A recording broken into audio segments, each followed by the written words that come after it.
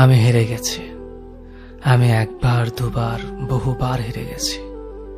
কখনো সময়ের কাছে, কখনো পরিস্থিতির কাছে, আবার কখনো কখনো নিজের পরিবারের কাছে হেরে গেছি। আমার পরিবার আমাকে আশ্রয় দেয়, আমার সকল প্রকার চাহিদা মেটায়। আমি ভেঙে নেতিয়ে পড়ার মুহূর্তে আমাকে শক্ত হাতে আগলে নেয়। আবার সেই পরিবারই আমাকে তাদের স্বার্থে ব্যবহার করে, তাদের স্বপ্নগুলো আমার উপর চাপিয়ে দেয়। আমাকে জিতিয়ে দেওয়ার নাম করে গোহারাটাই হারিয়ে দেয়। আমার কিছু করার থাকে না, অনেক কিছু বলার থাকলেও বলা হয়ে ওঠে না। শুধু চুপচাপ মুখ বুজে পরিবারের জেদের কাছে হেরে যেতে হয় মাথা নত করে। আমি রক্তের সম্পর্ক চেয়েও আত্মার সম্পর্ককে যেখানে প্রাধান্য দিয়েছি, সেখানেও হেরে গেছি। বন্ধু মহলেও বন্ধুদের কৌতূহল বসে আমাকে জিততে দেয়নি বারংবার। আমি তাদের বিশ্বাস করতাম, নিজেকে তাদের কাছে খুচরো পয়সার মতো জমিয়ে রাখতাম। বন্ধুদের কেমন যেন ভোরবেলার আবছা আলোর মতো নরম মনে হতো। তাই নিজের সমস্ত সুখ দুঃখ, আনন্দ বেদনা, যন্ত্রণার কষ্টের কথাগুলো তাদের কাছে গিয়ে গায়ে এলিয়ে বলে বেড়াতাম। বন্ধুরা আমাকে বটগাছটাই ভাবত বটে। ক্লান্ত শরীর নিয়ে যখন তখন আমার উপর বসেই আমার শীতল ছায়াটুকু নিত। অবশেষে আমার দ্বারা সকল প্রয়োজন মিটিয়ে সুযোগ বুঝে আমাকে কুপিয়ে যেতে দ্বিধাবোধ করেনি কেউ। আমি ক্ষত বিক্ষত হয়েছি, আমি হেরে গেছি। বন্ধুত্বের কাছেও আমি খুব বিচ্ছিরিভাবে হেরে গেছি। যেখানে গেলে হৃদয়ের মাধুর্যতা বাড়ে, যেখানে গেলে হৃদয়ের ধূপপুকানি বাড়ে, যেখানে গেলে হাজার বছর বেঁচে থাকার ইচ্ছেরা বাড়ে, যেখানে গেলে দুটো মানুষের মধ্যে দূরত্বটা পুরোটাই কমে, আমি সেখানেও হেরে গেছি। আমি ভালোবেসেও ভালোবাসার কাছে পুরো দমে হেরে গেছি। আমি ভালোবেসে ভালো থাকতে চেয়েছি, কারো কাঁধে মাথা রাখতে চেয়েছি, নিজেকে পুরোপুরি নগ্ন করার মতো নিজের সমস্ত কিছু খুলে বলতে চেয়েছি, তার গায়ের আলোটুকু নিজের গায়ে মাখতে চেয়েছি। আমি চেয়েছি আমি যেখানে যাই না কেন, কেউ একজন সেখানে ফুরফুরে রোদের মতো আলো জেলে দিক। আমি চেয়েছি কেউ একজন আমার সব দুঃখ কষ্ট যন্ত্রণাকে এক চুমুকে জলের মতো গিলে ফেলুক। আমি এমন একজন মানুষকে চেয়েছি সারাদিনে ক্লান্তি নিয়ে যার বুকে মাথা রেখে আমি নিশ্চিন্তে ঘুমাতে পারব। আমার এত এত চাওয়াদের পূর্ণ করে কেউ আমাকে জিতিয়ে দেয়নি, কেউ আমাকে ভেঙে চুরে ভালোবাসেনি কোনোদিন। সময়ে অসময়ে ইচ্ছায় অনিচ্ছায় আমি বারংবার কাছের দূরের আপনজন পরজনের কাছে বহুরূপে বহু মানুষের কাছে হেরে গেছি। আমি বহুভাবে আমি হেরে গেছি নিজের কাছে নিজেই। শেষবেলার সব গল্পের ইতি টেনে হঠাৎ মৃত্যুর কাছে এভাবে হেরে গিয়ে জিতে যাব একদিন চিরতরে। মানুষ যখন কাউকে পছন্দ করে কিংবা ভালো লাগে, তখন তার বিষয়ে সবকিছু জানতে চেষ্টা করে, তার কাছাকাছি থাকতে চায়, তার সাথে কথা বলার জন্য অধীর হয়ে থাকে। ভালো লাগা কিংবা পছন্দ কিন্তু চিরস্থায়ী নয়, তাই সময়ের সাথে মানুষও পরিবর্তন হয়। যত বেশি জানা হয় তত আগ্রহ কমে, যোগাযোগ হারায়, দূরত্ব বাড়ে। ভালো লাগার প্রিয় মানুষটি অপ্রিয় হতে থাকে, কথার পরিমাণ কমে অবহেলা দূরত্ব স্থান করে নেয়।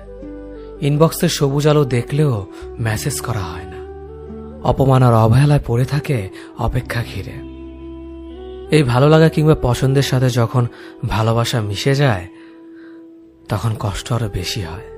কারণ ভালোবাসা তো দুদিক থেকে আসেনি।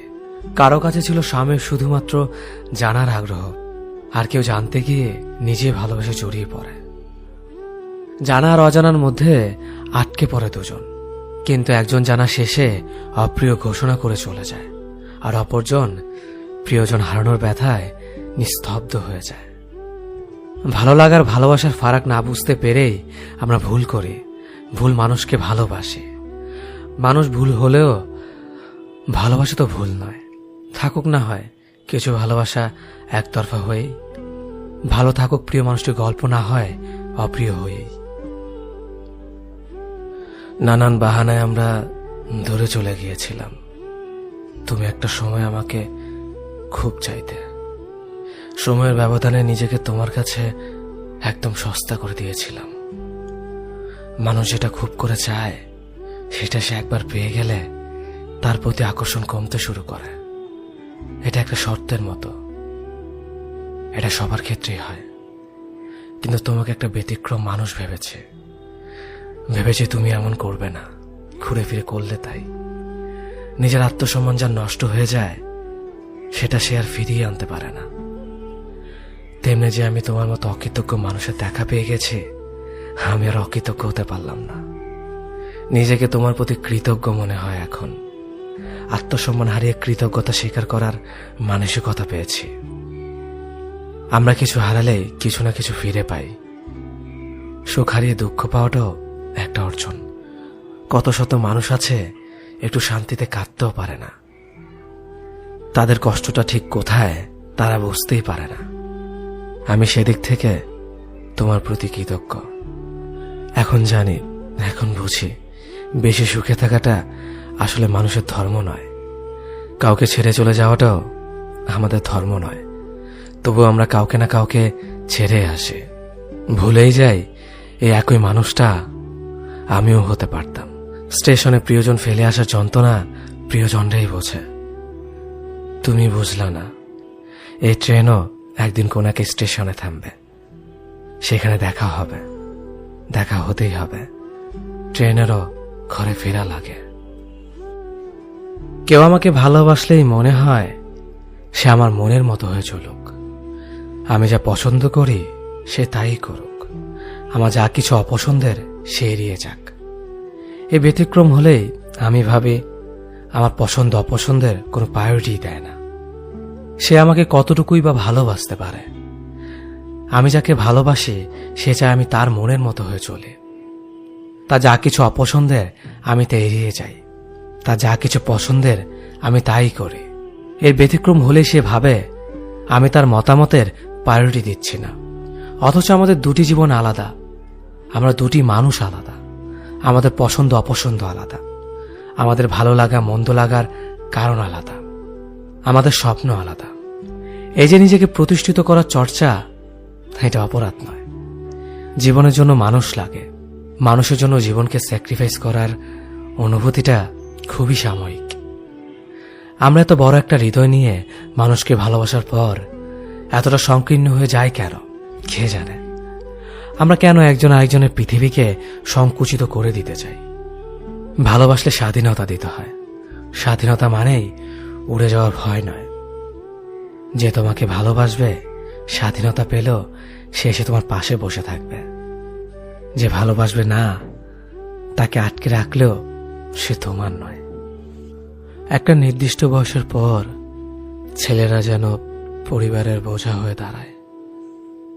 একটা নির্দিষ্ট বয়সের পর ছেলেদের বাড়ি ছেড়ে বের হতে হয়, কিন্তু আর কখনো বাড়িতে ফেরা হয় না ঠিক আগের মতো করে। স্কুল ছুটি হলে যেমনটা বাড়ি ফিরে আসতো। একটা নির্দিষ্ট বয়সের পর ছেলেদের জন্য পৃথিবীটা কঠিন হয়ে দাঁড়ায়। কেউ পাশে থাকে না তখন। পরিবার সে তো আগেই জানিয়ে দেয়, এখন নিজের পথ নিজে মাপো। একটা নির্দিষ্ট বয়সের পর বাবা মার আদর আর পায় না আগের মতো করে। ব্যবহারে বুঝিয়ে দেয় নিজের প্রয়োজন নিজে মেটাতে পারো না, আবার আদর চাও কেন। একটা নির্দিষ্ট বয়সের পর ছেলেরা ডিপ্রেশনে ভুগতে থাকে। আর হ্যাঁ, সেটা ক্যারিয়ারের জন্য, নয়তো যে পরিবার তাকে সন্তান স্বীকৃতি দিতে লজ্জা পায়। একটা নির্দিষ্ট বয়সের পরে পরিবারের কাছে সামান্য কিছু আবদার করার যোগ্যতা হারিয়ে ফেলে ছেলেরা। তখন মোবাইলের রিচার্জের জন্য 20 টাকা পরিবার থেকে চাওয়ার চেয়ে আত্মহত্যাটাই সহজ মনে হয়। নির্দিষ্ট একটা সময়ের পর ছেলেদের চারপাশটা ধীরে ধীরে সংকুচিত হয়ে আসে। এই সময়টাতে একটা ছেলে কতটা